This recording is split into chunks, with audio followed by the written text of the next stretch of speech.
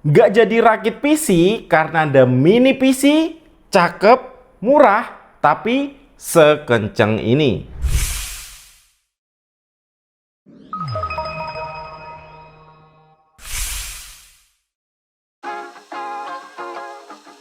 Hai guys, dengan saya Ade. Jadi ceritanya saya mau nambah PC lagi ya di studio Ade Review ini, biar nanti di tahun 2026 bisa makin produktif lagi.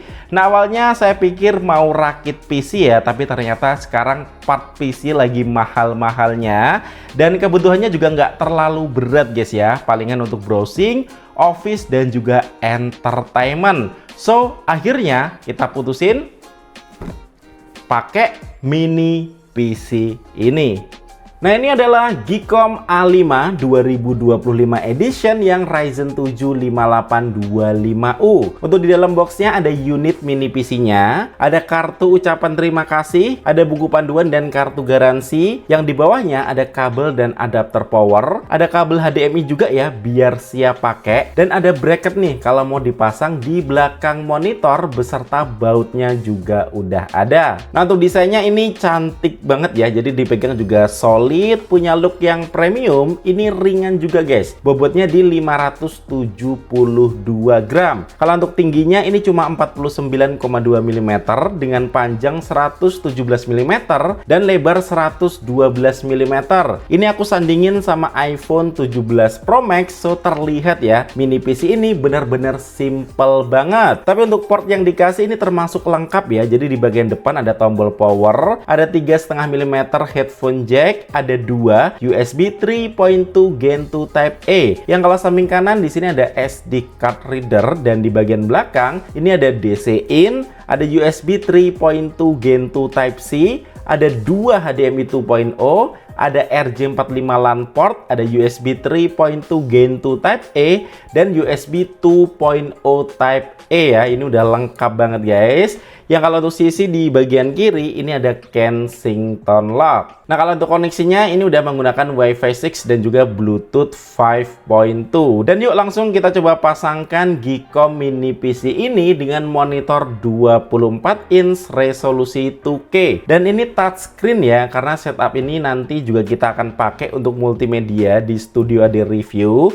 Jadi kalau touchscreen dia lebih enak untuk navigasinya. Dan overall untuk nonton YouTube, nonton film Netflix, tentu aja spek kayak gini ini aman banget, lancar jaya. Yang setup ini juga nanti bakal dipakai untuk nulis skrip, buat storyline, nyari-nyari ide konten, upload video, bikin thumbnail, dan edit video juga ya. Soalnya secara spek ini udah kenceng guys. Untuk prosesornya dia menggunakan AMD Ryzen 7 5825U. Ini punya 8 core dan 16 threads. Untuk maksimal boost clocknya ini up to 4,5 GHz. Untuk case-nya ini 16 MB dan default TDP-nya di 15 watt. So irit daya. Nah, ini aku juga tes untuk Cinebench R23. Ini dapat skor untuk multi core-nya di 7.200-an poin, yang untuk single core-nya di 1.200-an poin. Untuk GPU-nya ini AMD Radeon Graphics, yang OS-nya ini Windows 11 Pro. Nah, lanjut ini aku coba buka ya, dan terlihat untuk RAM-nya ini dual channel DDR4 16 GB SODIMM. Ini bisa di-upgrade guys ya, up to 64 GB. Ini juga udah terpasang SSD 512 GB M.2 2280 PCIe Gen 3. Ini bisa di-replace ya, bisa up to 2 TB. Atau bisa juga nih kalau mau ditambah yang M.2 2242. Ini bisa up to 1 TB.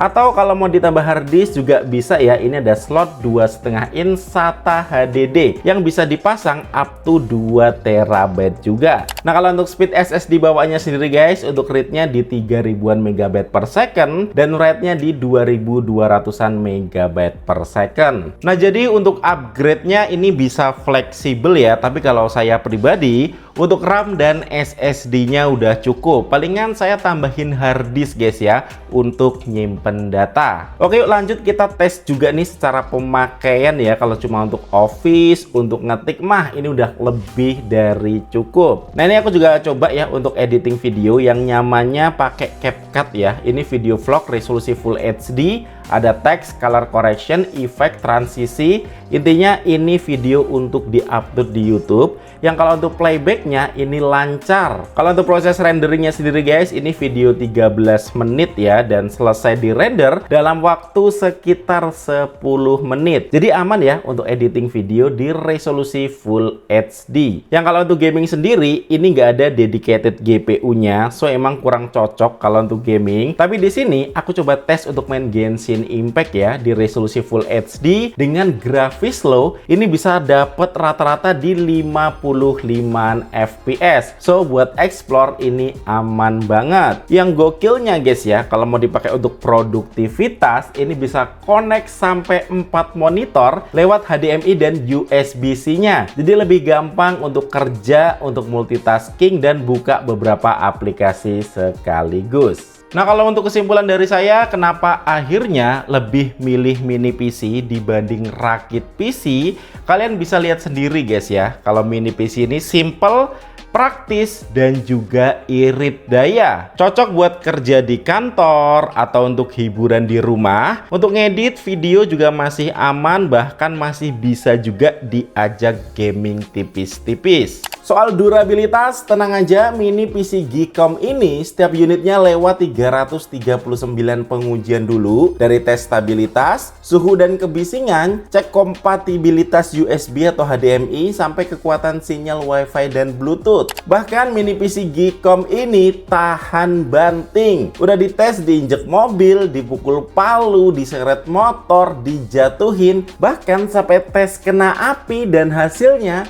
device-nya masih nyala normal. Makanya Geekom pede nih ngasih garansi 3 tahun. Yang untuk lokasi service centernya ada di Jakarta. Nah, untuk lebih lengkap mengenai produk ini, boleh cek link yang ada di deskripsi video atau boleh cek tag produk YouTube Shopping di bawah. Nah, kalau kalian sendiri gimana nih guys? Lebih milih rakit PC atau mending mini PC aja? Coba kasih komen di bawah. Oke, sekian dari saya Ade. Thank you buat kalian yang udah nonton video ini sampai habis, dan kita ketemu lagi di video selanjutnya. Yuk.